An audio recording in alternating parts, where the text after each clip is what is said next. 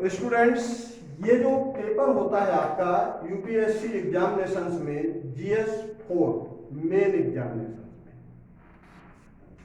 तो बेसिकली इसको जानना होगा आप लोगों को कि जो एथिक्स का पेपर होता है, तो एथिक्स को वैसे तो लोग जो है सत्यनिष्ठा कहते हैं, लेकिन in fact by the term ethic means नीति शास्त्र। इसका मतलब क्या होता है? नीति शास्त्र। इसको हम नीति शास्त्र या सत्य निष्ठा या फिर नैतिकता से प्रेरित कह सकते हैं, राइट। Second, integrity. इंटीग्रिटी का मतलब तो समझ में आता ही होगा, क्या होता है? सत्यनिष्ठा, नीति शास्त्र, सत्यनिष्ठा एंड जो एप्टीट्यूड मीन्स अभिरुचि, राइट। तो इसके अंदर जो प्रेजेंट सिचुएशंस को हैंडल करने की आर्ट को या प्रेजेंस ऑफ माइंड को एथिक्स कहते हैं।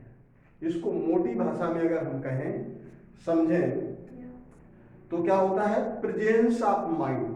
प्रेजेंस ऑफ माइंड का मतलब होता है जो किसी भी सिचुएशंस को अपने प्रेजेंस ऑफ माइंड के बल पर मीन्स एंटी सिचुएशंस में, एंटी कंडीशंस में भी क्या कर ले? सिचुएशंस को सॉफ्टली हैंडल कर, right. That is called ethics. उसको एथिक्स कहते हैं।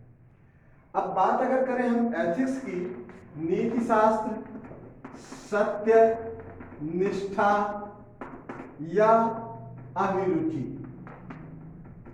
तो बेसिकली था क्या कि इस पेपर की जीएस 4 में इस पेपर की मीन्स एथिक्स की जरूरत क्यों पड़ी?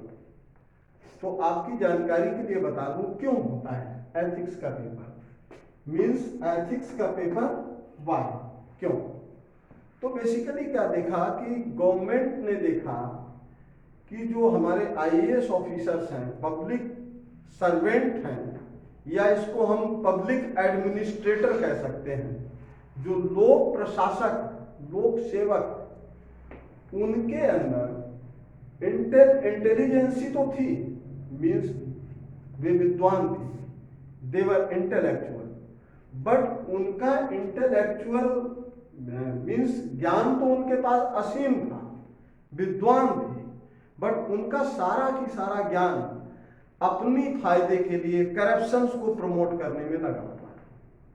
तब फिर ये तय हुआ कि नहीं यार, एक बार को व्यक्ति चाहे या कैंडिडेट या लोक सेवक चाहे भले ही लेस इंटेलिजेंट हो, कम इंटेलिजेंट हो, उसके अंदर कॉमन सेंस है तो भी चलेगा, राइट, लेकिन उसके अंदर एथिक्स जरूर होनी चाहिए। एथिक्स मीन्स नीति शास्त्र का उसे ज्ञान जरूर होना चाहिए, इंटीग्रिटी होनी चाहिए, मीन्स उसके अंदर सत्य निष्ठा होनी चाहिए, और अगर ये चीज है तो शायद हम करप्शंस पर विक्ट्री पा सके।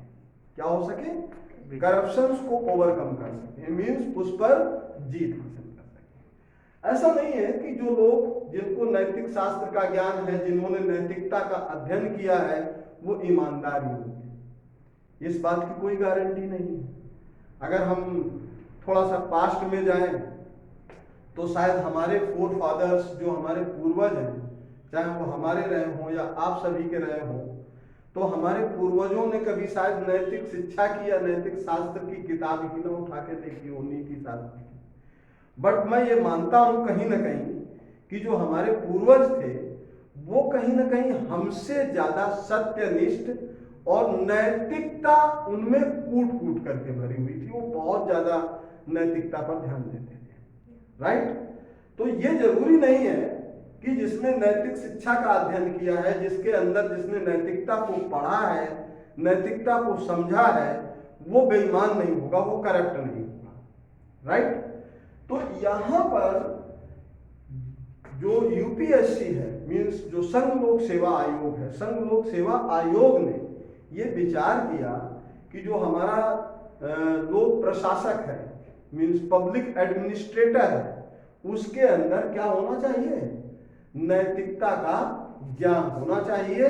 मीन्स एक बार को कम इंटेलिजेंट हो तो भी चलेगा, लेकिन उसके अंदर नैतिकता विहीन आईएएस शायद ना चले। Is that clear? जैसे कई बार ऐसी सिचुएशंस होती हैं कि जस्ट सपोज आप किसी जिले के आईएएस ऑफिसर हैं और बहुत सारी ऐसी कंडीशंस सामने आती हैं कि जो आप कर रहे हैं it might be possible that could be legally right. whatever you are going to do or whatever you are doing, आप जो कुछ करने जा रहे हैं या जो कुछ भी कर रहे हैं, it might be possible that could be legally right, वो वैधानिक तौर से शायद सही हो, but ethically is wrong। लेकिन एथिकली, एथिक्स तौर पर मीन्स नीति शास्त्र के अगर को हम ध्यान में दृष्टिगत रखें तो शायद वो ethically wrong. In that situation, ऐसी स्थिति में आप सिचुएशंस को कैसे हैंडल करेंगे, इसलिए इस विषय का को जो है इसमें सम्मिलित किया गया। अब जब कभी भी बात हो कि भाई ये है क्या नीति शास्त्र, एथिक्स है क्या, तो फॉर योर काइंड इंफॉर्मेशन ये कोई सब्जेक्ट नहीं। ये वाली बात बहुत अच्छी तरीके से दिमाग में रख लीजिए कि नीति शास्त्र कोई सब्जेक्ट नहीं। इनफैक्ट इसमें क्या है, आपका अपना कॉमन सेंस चेक करना होता है, जो यूपीएससी आपका कॉमन सेंस चेक करता है, और कई बार इसके माध्यम से आपका पेशेंस लेवल भी चेक हो जाता है। जैसा कि अब इसमें इसका फायदा आपको क्या होने वाला है, अगर हम बेनिफिट की बात करें तो अगर आप इसको पढ़ेंगे तो इसके क्या बेनिफिट्स होंगे। तो इसके जैसा कि हम जानते हैं कि यूपीएससी का जो एग्जामिनेशन होता है वो 3 स्टेप्स में होता है, प्रीलिम्स, मेंस एंड इंटरव्यू। तो बेसिकली इसका फायदा आपको मेन के जीएस 4 पेपर में तो मिलने वाला है ही, राइट, और मेन के साथ साथ आपको इसका फायदा मिलेगा किसमें, इंटरव्यू, राइट। इंटरव्यू में भी कई बार इस तरह के बहुत सारे क्वेश्चंस होते हैं, जो क्वेश्चंस तो इनफैक्ट जो इंटरव्यू ऑफिसर्स होते हैं बड़े अनएथिकली करते हैं, राइट, और लेकिन हमको जो है उसका जो जवाब देना होता है बड़ा एथिकल तरीके से सोच समझ करके देना होता है। जस्ट सपोज आपसे कई बार जो है लोग जानते हैं कि वास्तव में एथिकली क्या सही है और क्या गलत है, पर वो सही गलत जानते हुए भी नहीं करते हैं उस काम को, उसका प्रतिपालन या अनुपालन नहीं करते हैं। जस्ट सपोज एक आपसे क्वेश्चंस पुट अप किया जाए कि you are going on the way और ऑन द रोड, आप रोड पर जा रहे हैं, राइट, और on the way you got a stone, big stone, एक आपको बड़ा सा पत्थर मिलता है जो बीच रोड पर पड़ा हुआ है, राइट। इन दैट सिचुएशन आप क्या करेंगे, आप मीन्स सड़क पर अपनी कार से जा रहे हैं, बहुत तेज गति से कार से जा रहे हैं, लेकिन आपने देखा कि बीच सड़क पर एक बड़ा सा पत्थर पड़ा हुआ है, एक ऑब्स्टेकल है, तो उस सिचुएशंस में आप क्या करेंगे। ऑप्शन ए, उस पत्थर को हटा करके एक साइड कर देंगे ताकि कोई दूसरी गाड़ी अचानक से आकर के उससे एक्सीडेंट ना कर बैठे। ऑप्शन बी, उस पत्थर को ऐसी जगह एडजस्ट कर देंगे कि कोई ना कोई तो गाड़ी इससे टकरानी ही चाहिए ताकि हम उसके मजे ले सकें। ऑप्शन सी, इस पत्थर से किसी का सर फोड़ देंगे, राइट। ऑप्शन डी, इनमें से कुछ भी नहीं करेंगे, जैसा पड़ा है, जहां पर पड़ा है पड़ा रहे, हमारी बला से। तो अब आपके पास 4 ऑप्शन हमने दिए हैं। पहला ऑप्शन क्या है, हमने पहला ऑप्शन क्या बताया, ऑप्शन ए कि इस पत्थर को हटा करके साइड कर देंगे ताकि कोई तेज गति से आता हुआ वाहन इससे एक्सीडेंट करके उसको नुकसान ना हो या उसकी जो है जान माल को कोई नुकसान ना हो। Because of we are the first man, always think we are the first man which who seen this obstacle. मैं ऐसा मानता हूं कि या हम लोगों को ऐसा मानना चाहिए कि हम पहले व्यक्ति हैं जिसने इस ऑब्स्टेकल को, इस अवरोध को देखा है। और मुझे लगता है कि ये हमारी ड्यूटी है, बीइंग ए ह्यूमन बीइंग, ये हमारी मोरल ड्यूटी है। मोरल ड्यूटी मतलब नैतिक कर्तव्य है कि हम इसको साइड से हटा दें, ताकि मतलब उस रोड साइड से एक तरफ बिल्कुल कर दें ताकि कोई दूसरी गाड़ी इससे टकरा करके एक्सीडेंट ना करे। राइट? तो ये है आपका एथिक्स। तो क्योंकि जरूरी नहीं है कि बहुत सारे लोग गलतियां करते हैं, राइट? आपने सुना होगा। तो गलतियां क्यों होती हैं, आपको इस पर विचार करना है। ये है आपका एथिक्स। गलतियां क्यों करता है व्यक्ति? गलतियां करने की दो कंडीशंस होती हैं। एक वो होते हैं जो गलतियों को ही एंजॉय करते हैं, राइट? जो गलतियों को ही एंजॉय करते हैं, it means they are doing wrong deliberately, means जानबूझ करके गलतियां कर रहे हैं। एक वो लोग होते हैं जो जानते हैं कि दिस इज एथिकली रॉन्ग, ये एथिकली क्या है, गलत है, फिर भी हम गलती कर रहे हैं। राइट? तो एथिकली रॉन्ग है तो गलती कर रहे हैं, इट मीन्स डिलिबरेटली कर रहे हैं, जानबूझ करके कर रहे हैं। एक वो व्यक्ति होते हैं जिन्हें पता ही नहीं होता है कि ये गलत है या सही है। जैसे कि हम समाज में रहते हैं, हम सभी लोग जो है समाज में रहते हैं, सुबह से शाम तक घर से बाहर भी जाते हैं, लोगों से बात करते हैं, बहुत सारी बातें हम अच्छी करते हैं, बहुत सारी बातें हम गलत भी करते हैं। तो कई बार तो ऐसा होता है कि जो हम गलत बोल रहे होते हैं वो अनजाने में बोल रहे होते हैं। कई बार हम कोई कानून तोड़ रहे होते हैं तो हमें पता ही नहीं होता है कि हमसे कोई कानून भी टूटा है। राइट? तो जहां पर कानून हम तोड़ रहे हैं अनजाने में, तो वहां पर कुछ हमें एक्सक्यूजेस भी मिल जाएंगे, कुछ माफी भी मिल जाएगी। राइट? लेकिन अगर हम जानबूझ करके डेलिबरेटली जो है गलतियों पे गलतियां कर रहे हैं, हम जानते हैं कि एथिकली रॉन्ग है फिर भी गलत कर रहे हैं, तो या उस गलती से मेरा कुछ पर्सनल बेनिफिट हो रहा होगा, देन हम गलती कर रहे हैं। अगर हम पर्सनल बेनिफिट के लिए अपनी कोई गलती कर रहे हैं तो वो क्या है, एथिकली ही नहीं इलीगली भी रॉन्ग है। मीन्स एथिकली ही गलत नहीं है, इलीगली मीन्स गैर कानूनी भी है। जानबूझ करके गलती करना क्या है, गैर कानूनी है, मीन्स अवैधानिक गलती। तो इसलिए ये जरूरी नहीं है, मैं तो बल्कि ये कहूंगा जो एथिक्स का ये जो लेक्चर है, मुझे लगता है कि जो वो सभी स्टूडेंट्स, वो सभी विद्यार्थी जो आईएएस या पीसीएस के एग्जामिनेशंस में अपीयर करने जा रहे हैं, उन्हें तो देखना ही चाहिए। इनफैक्ट जो आईएएस या पीसीएस की तैयारी नहीं भी कर रहे हैं, जो नहीं भी जो है परीक्षा देने वाले हैं, उन्हें भी देखना चाहिए। उससे क्या होगा, नहीं कुछ तो कम से कम उनको एक जीने की कला ही सीख लेंगे। जीने की कला सीख करके कम से कम अपने जीवन को ही बेहतर बना लेंगे। Is that clear? अगर हम एथिकली मीन्स एथिक्स को समझते हैं, क्या सही है क्या गलत है, तो कम से कम हम अपने जीने की एक कला तो सीख ही लेंगे और जीवन को तो बेहतर बना ही सकते हैं। Is that clear? तो यहाँ पर आपको मेन एग्जामिनेशंस में के साथ साथ आपको इंटरव्यू में भी क्या मिलने वाला है, एक बड़ा बेनिफिट मिलने वाला है। ये चीज क्लियर है? अब इसमें अगर हम क्वेश्चंस की बात करें तो एक क्वेश्चंस तो हमने आपके साथ डिस्कस कर दिया कि just suppose you are going on the way on highway and you seen means you saw a big stone on the middle of the road. आप बीच रोड पर एक कोई बड़ा सा पत्थर देखते हैं, तो इन दैट सिचुएशन आपके एथिकली आपकी ड्यूटी क्या है, मोरल ड्यूटी आपकी क्या है, उस समय आपको क्या रिस्पॉन्स देना चाहिए। इसमें क्वेश्चंस इस तरह के भी आते हैं, इसमें क्वेश्चंस आपको आंसर देना होता है 150 शब्दों में और 250 शब्दों में। इस तरह के आपके आंसर देने होते हैं।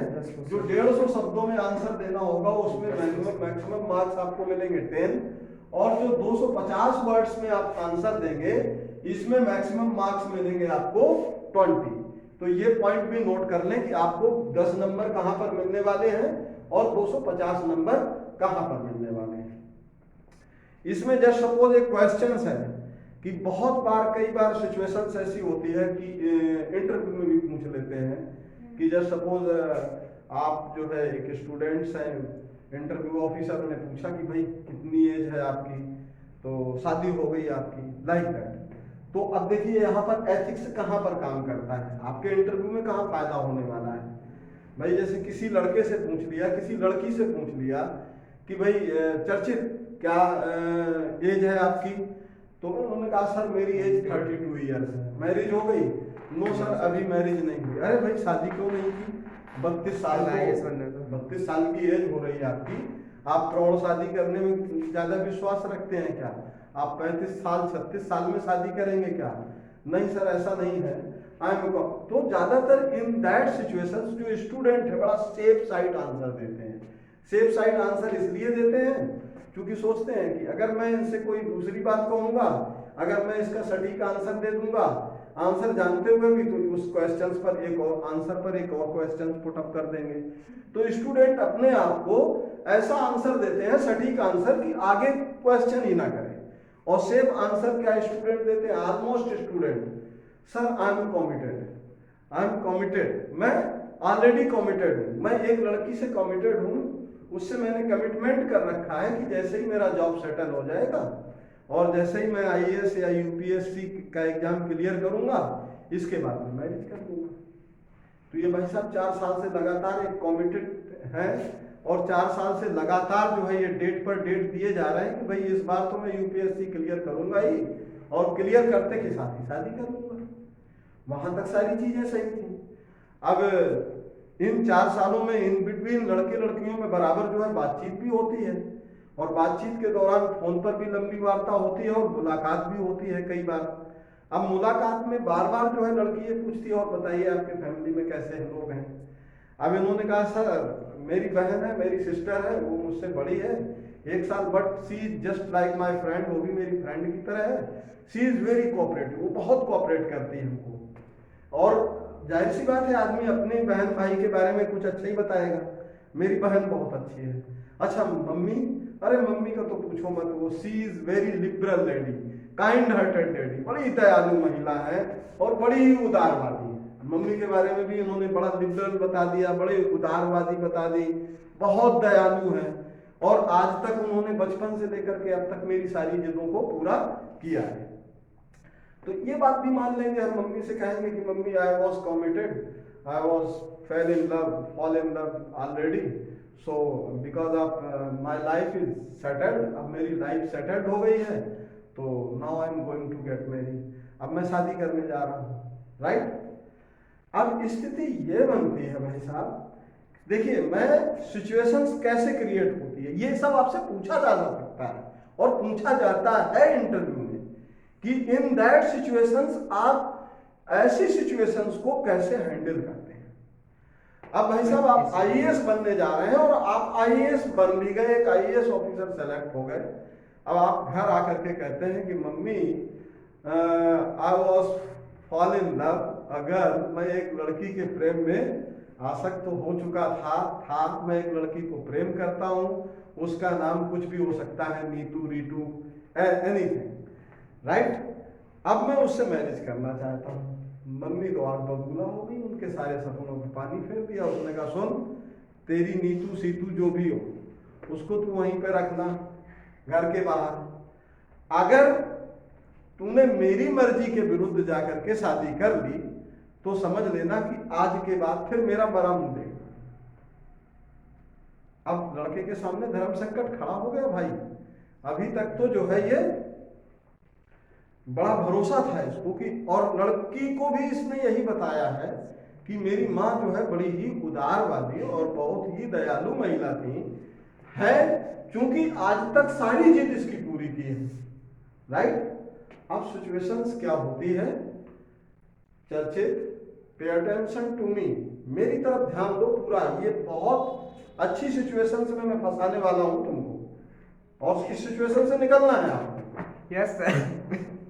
तो क्योंकि मैंने लड़का चुन लिया है कि ये चर्चित है, बस ये इसी की में क्रिएट होना है प्रॉब्लम। अब इनके सामने एक समस्या और थी, अच्छा इनके पास एक ऑप्शन बचा अल्टरनेट, क्या, इनकी सिस्टर, इनसे बड़ी भी हो सकती है, इनसे छोटी भी हो सकती है। She is also cooperative for him, वो भी इनके लिए कोऑपरेटिव है। उन्होंने कहा यार मैं सिस्टर का सहारा लेता हूँ, और ये कहेगी कि मम्मी भैया सही कह रहे हैं, अब उनकी लाइफ है, बड़े हैं और इनको करने दो, है ठीक है, वो कन्विंस कर देगी। लेकिन बहन तो और भी आग बबूला हो गई, अच्छा अब तुम पढ़ लिख गए हो, अब तुम्हारी लाइफ सेटल्ड हो गई है, इन दैट सिचुएशन अब तुम मम्मी पापा को साइड में रख दोगे, कल वो तू मुझे भी घर से बाहर निकाल देगा, राइट। अब देखिए दोनों, जिन पर दोनों पे भरोसा था, दोनों ही नेगेटिव हो गए। अब समस्या है, अब ये लड़की को क्या जवाब दें। लड़की तो बार बार फोन करके कह रही क्यों भाई चर्चित, अब तो तुम सेटल्ड हो गए हो, मम्मी से बात की। अब ये कहेंगे हाँ मम्मी से बात कर रहा हूँ, मम्मी से बात कर रहा हूँ, मम्मी से बात करते करते ये अब डिले टैक्टिस अपनाने लगे। मिलते तो हैं लेकिन हाँ यार अभी समय, सही समय देख के मम्मी से बात करता हूँ, क्योंकि 4 साल तक अगर आपने डेट दी है और कमिटेड रहे हैं, तो इन दैट सिचुएशन वो एक दिन आकर के घर में ही आ जाती है अचानक से। और घर में आते के साथ ही पहले तो मम्मी पूछती है बेटा कौन हो तुम, हैं? आंटी मैं चर्चित से मिलने आई हूँ। ठीक है, वहां तक है। वो जो है एक हमारी संस्कृति के अनुसार उनको प्रणाम करती हैं। प्रणाम करने के बाद जैसे ही अपना परिचय देती हैं तो आप बबूला हो जाएंगी। फायर पहले से बैठी थी कि तुम्हारी जो भी हो उसको घर के बाहर ही रखना, अब वो तो घर के अंदर ही आ गई। अब यहां पर देखिए सिचुएशंस क्या बनती है कि भाई साहब आपकी मम्मी ने गुस्से में केरोसिन की या उसकी जो है डीजल रखा था, पेट्रोल रखा था, वो अपने ऊपर छिड़क लिया और माचिस उठा दी या लाइटर उठा दी। और उधर आपकी जो है जो गर्लफ्रेंड जो भी है वो ऑलरेडी अपना पेट्रोल एक बोतल लेकर आती है और लाइटर लेकर आती है। भाई अब ना तो तुम्हारे पास सिचुएशन ये है, अब इस सिचुएशन को हैंडल करना है। माँ को बचाओगे या प्रेमिका को बचाओगे? ऐसी सिचुएशंस में लड़के क्या करते हैं कि भाड़ में जाए तुम और भाड़ में जाओ तुम, हम सारा खुद ही पेट्रोल छिड़क के लगा देंगे। अब भाई साहब 2 ही बोतल पेट्रोल है, एक तो मम्मी ने पलट लिया, एक उसने पलट लिया। 2 ही माचिस थी या लाइटर कह लो, एक मम्मी ने पकड़ लिया, एक उसने पकड़ लिया। अब तुम्हारे पास कुल 10 सेकंड या 20 सेकंड का टाइम है। इस 20 सेकंड में सिचुएशंस को कैसे हैंडल करोगे, राइट? ये एक, क्योंकि आपको सेटिस्फाई करना है। अगर आपने किसी मम्मी का फेवर किया तो 101% लड़की आत्महत्या कर देगी, राइट? और अगर आपने उसका फेवर किया, राइट, गर्ल्स का, तो आपकी मम्मी जो है आत्महत्या कर लेगी। तो बेटा आपके पास तो समस्या है, आप तो फंस गए। तो आप इस सिचुएशंस को आपको निपटना है। इसमें हम आपको ऑप्शन भी देंगे, इसका आंसर भी देंगे, लेकिन मैं चाहता ये हूं कि सबसे पहले एक बार आप अपने दिमाग की खूब एक्सरसाइज करके आए कि आप किसको चुनेंगे, मम्मी को चुनेंगे या गर्लफ्रेंड को चुनेंगे या दोनों को चुनेंगे, लेकिन दोनों को बचाएंगे, दोनों को कन्विंस भी करना है, राइट? तो दोनों को कन्विंस करते हुए हम खुद उठ के चले जाएंगे। नहीं, आप खुद उठ के चले जाओगे तो समस्या का समाधान नहीं होता है। कुल मिलाकर के आप तो एब्सकॉन्डेड हो गए। अब इस तरीके से यहीं पर फिर एक क्वेश्चन बन जाता है, आप कैसे, आप तो जा ही नहीं सकते, आप प्रशासनिक अधिकारी हैं भाई साहब। जस्ट सपोज किसी जोन में कहीं पर किसी स्टेट में फ्लड आ गया और फ्लड में आप एक रेस्क्यू टीम को हेड कर रहे हैं। रेस्क्यू टीम को हेड करने का मतलब आप एक पब्लिक सर्वेंट हैं, एक पब्लिक एडमिनिस्ट्रेटिंग ऑफिसर है, प्रशासनिक अधिकारी होने के नाते आप रेस्क्यू टीम को हैंडल कर रहे हैं, हेड कर रहे हैं। हेड करने का मतलब समझ रहे हैं, रेस्क्यू टीम को का नेतृत्व कर रहे हैं।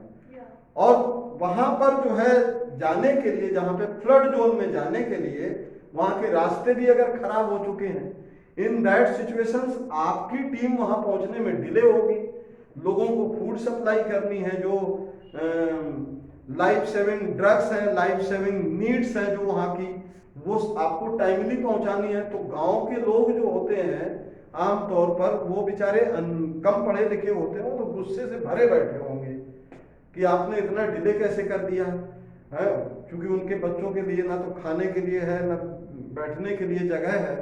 तो अगर रेस्क्यू टीम कभी कभी अगर लेट हो जाती है तो कई बार जो ग्रामीण होते हैं जो उनको बचाने जा रहे हैं उस टीम पर ही अटैक कर बैठते हैं, और आपके किसी अधिकारी का ही सर फूट गया, या गुस्से में उन्होंने कुछ पत्थर फेंक के मार दिया, आपका ही सर फूट गया। तो इन दैट सिचुएशंस आप क्या करेंगे, ये सारी चीजें आपको सोचनी है। अब ऐसा नहीं कि सर जैसे वो पत्थर चलाने लगे हम वहां से भाग निकले, अरे आप रेस्क्यू करने गए हैं, आप भाग के कैसे जा सकते हैं, आप अपनी जिम्मेदारी से थोड़ी भाग सकते हैं। Is that clear? जैसे हमने एथिक्स में चीनी वाला भी एक बार प्रश्न किया था कि भाई चीनी है, आप किसी डिस्ट्रिक्ट मजिस्ट्रेट हैं, आपके मित्र की बहन की शादी है और वो चाहता है कि 50 किलो चीनी दे दो, जबकि चीनी क्राइसिस है, शुगर क्राइसिस की सिचुएशंस में गवर्नमेंट आपको कहती है कि आप 10 किलो से ज़्यादा दे ही नहीं सकते हैं मैरिज में, लेकिन आपके मित्र 50 किलो मांग रहे हैं।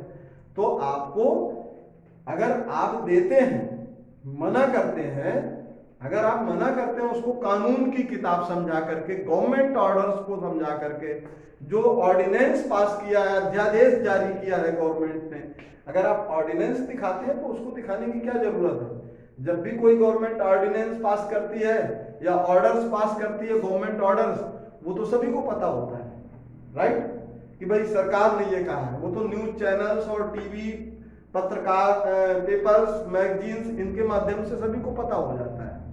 वो आपके पास आया इसलिए है क्योंकि उसको 50 किलो की नीड है और आप उसको कानून समझा रहे हैं। It might be possible legally आप सही हैं, बट एथिकली तो रॉन्ग है। तो आपको यहां पर देखना यह है कि कानून का भी वायलेंस ना होने पाए और आपके जो एथिक्स हैं वो भी बचे रहे, राइट। तो इसलिए ये जो एथिकल एप्टीट्यूड, इंटीग्रिटी, इसका जो पेपर होता है, मीन्स नीति शास्त्र, शस्त्र निष्ठा, अभिरुचि, ये हमें क्या बनाता है, ये एक तरह से नैतिक मूल्यों से पूर्ण एक कर्तव्यनिष्ठ अधिकारी बना देता है, जिसके अंदर नैतिकता भी है। हमें डिसीजन मेकिंग पर्सन बनाता है, जहां पर हम मीन्स विषम परिस्थितियों में भी सही डिसीजन ले सकें। इसलिए एथिक्स को समझना, एथिक्स को पढ़ना बहुत ही जरूरी है। तो जरूरी नहीं है कि जितने भी, मतलब वही वाली बात मैं कहूंगा कि जितने लोग, अब इसका ये मतलब नहीं है कि जितने भी आईएएस ऑफिसर हैं उन्होंने कभी नैतिकता का पाठ नहीं पढ़ा, उन्होंने पढ़ा लेकिन फिर भी भ्रष्ट, ये जरूरी नहीं है कि इसको एथिक्स क्लियर करने के बाद वो सबके सब ईमानदार होंगे।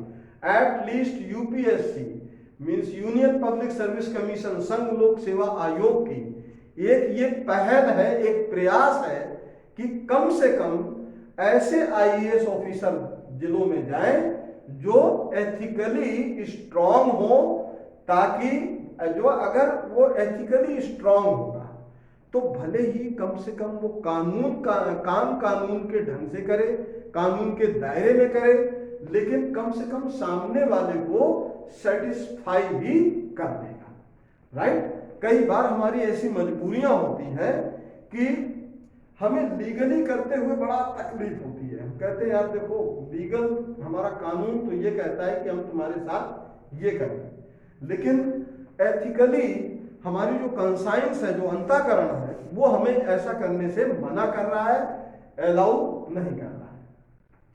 तो इन दैट सिचुएशंस हमें उस समय एथिक्स का सहारा लेकर के एक ऐसा डिसीजन लेना होता है जिससे कानून का बहुत बड़ा लॉस भी ना हो और मोरल भी हमारा हाई रहे।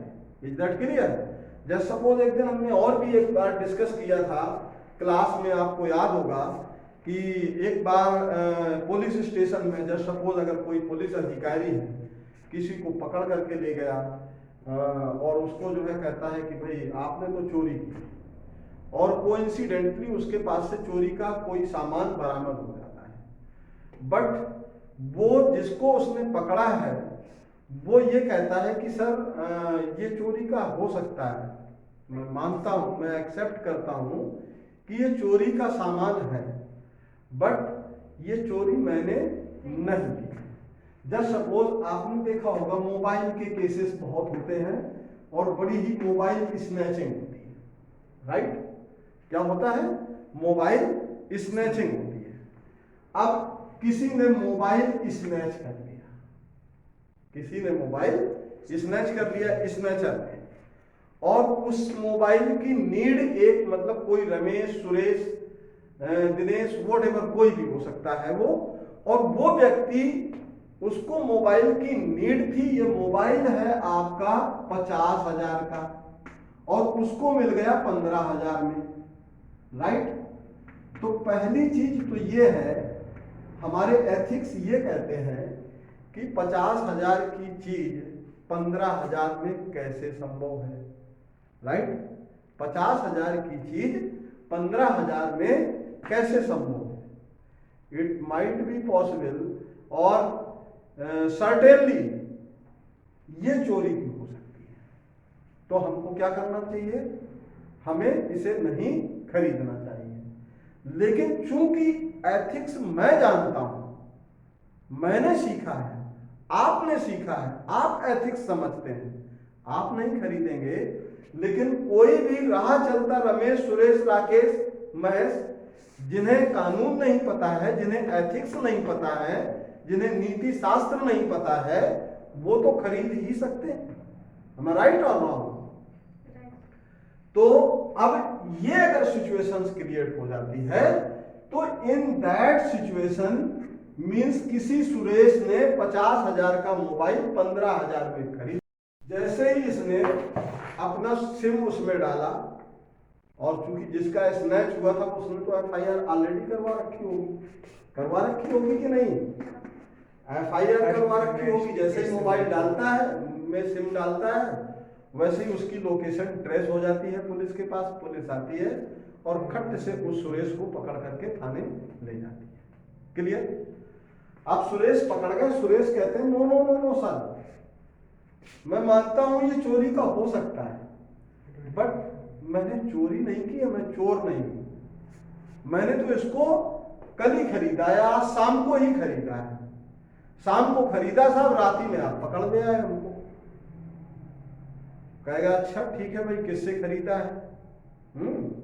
अब कानून तो ये कहता है चोरी का माल खरीदना और चोरी का माल बेचना दोनों ही गैर कानूनी है, राइट? गलत तो नहीं कह रहा हूं?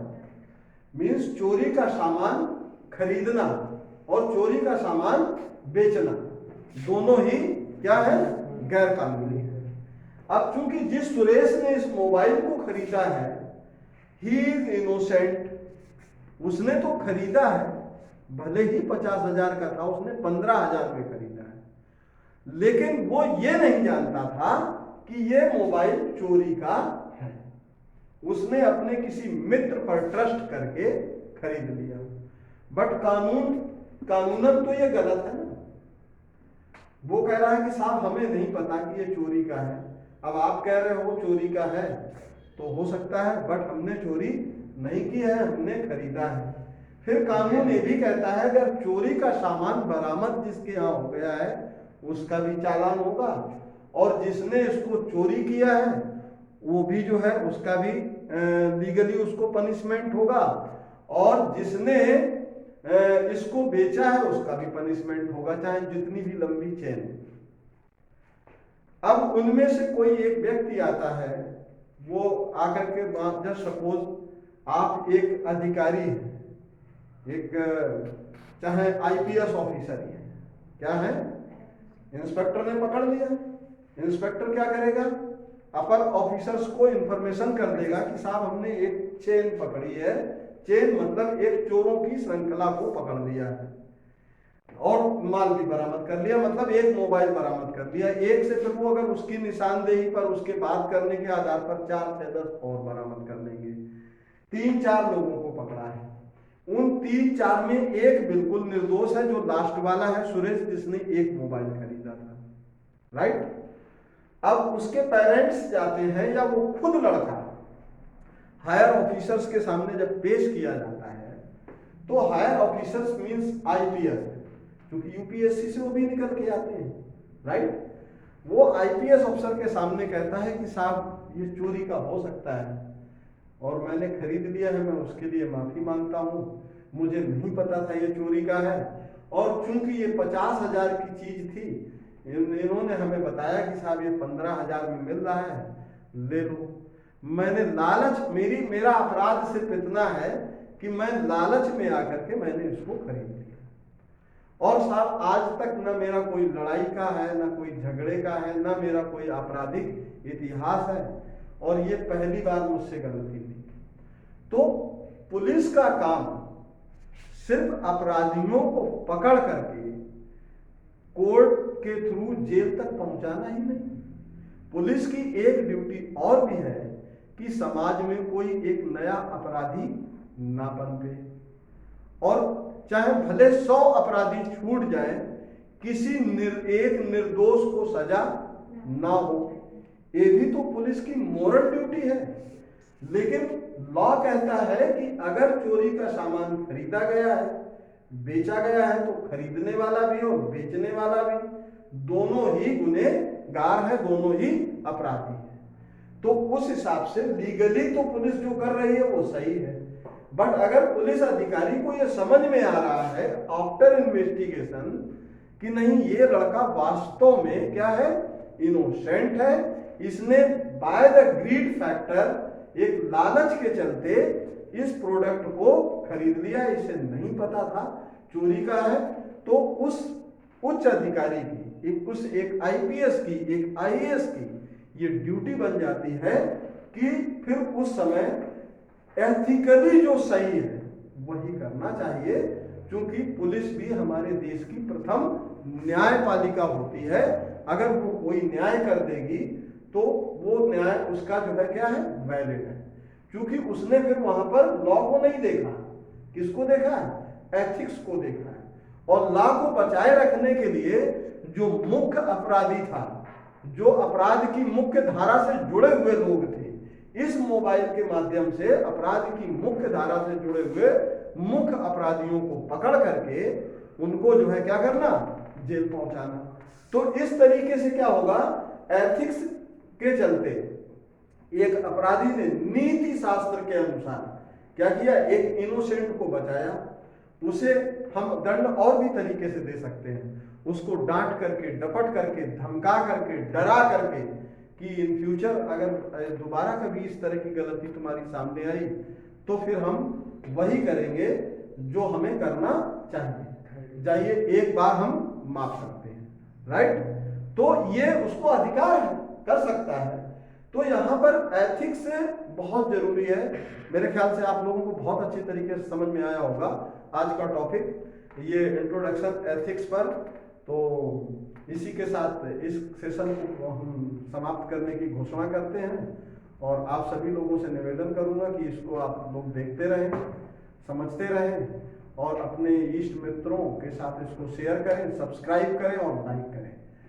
Thank you.